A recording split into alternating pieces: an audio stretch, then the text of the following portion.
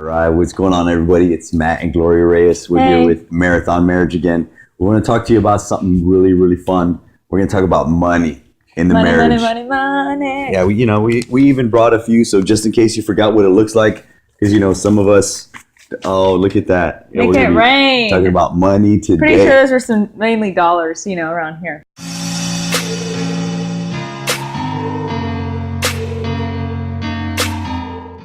Anyway, no, we are blessed and we are highly favored. Blessed and highly favored. Yep, money. So when it comes to money, it's really important. According to a study by SunTrust Bank recently, over a third of marriages, this is the main issue that they deal with when they have conflict is money. So this is a really big deal. So we want to talk about just foundational, a way that you can help to communicate with your spouse about money, and that is knowing your money language. There are 4 of them.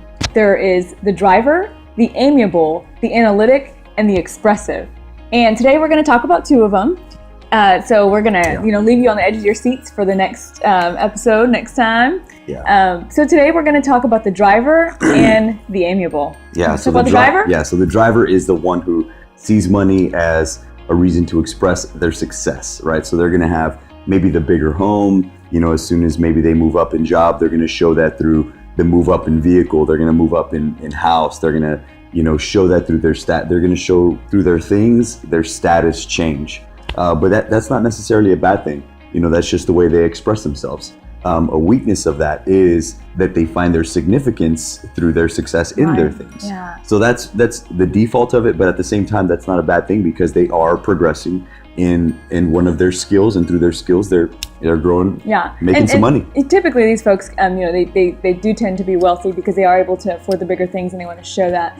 But yeah, so that is one thing though, and being careful not to have so much of your identity in the wealth, and thinking that is actually what is going to bring you peace and what's going to what you're going to have your identity in. Mm-hmm. So of course, for us, it's ensuring that as Christians, your identity is in Christ, not in that.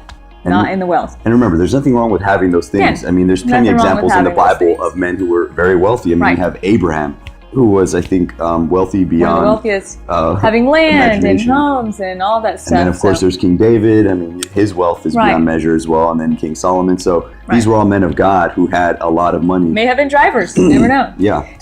So that's one. Again, that's the driver. Yeah, the next one is the amiable. Amiable. I'm an amiable. I'm very amiable with my money. So tell us a little about the amiable. So the amiable is someone who loves to buy gifts, who loves to go on trips, who loves to show people that they love them by getting gifts and doing that kind of stuff and doing fun stuff, and hey, let's go to the movies, and hey, let's go out to eat, and let's do all these fun things, and they're just showing and you can tell by the name itself, amiable. You love to be able to use your money to show gratitude, to do things like that are a lot of fun. Mm-hmm. Now the downside here could be that you may have some problems with money management, and again, that's not a bad thing, because obviously somebody who's an amiable is tends to be very giving, tends to want to have a lot of fun with their money, and there's nothing wrong with that, as long as it is being done in a way that you're also able to manage your money. So again, there's 2 that we wanted to talk about today, the driver and the amiable. Next time, we're going to talk a little bit more, and we'll cover the analytic and the expressive.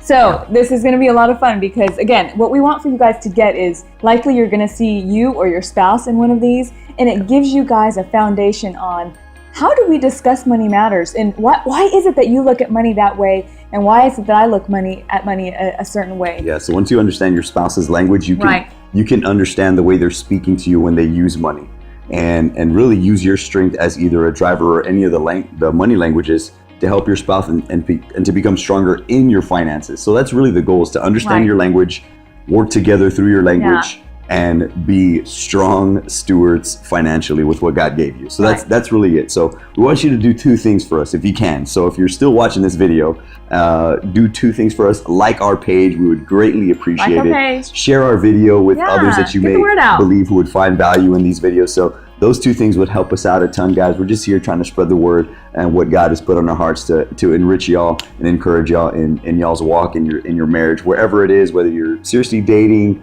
wanting to get married, or you are married, newlywed, whatever phase you are. Just use this information and take it and grow. So thanks so much, guys. And you got miles of love to live. So don't forget that. See you next time.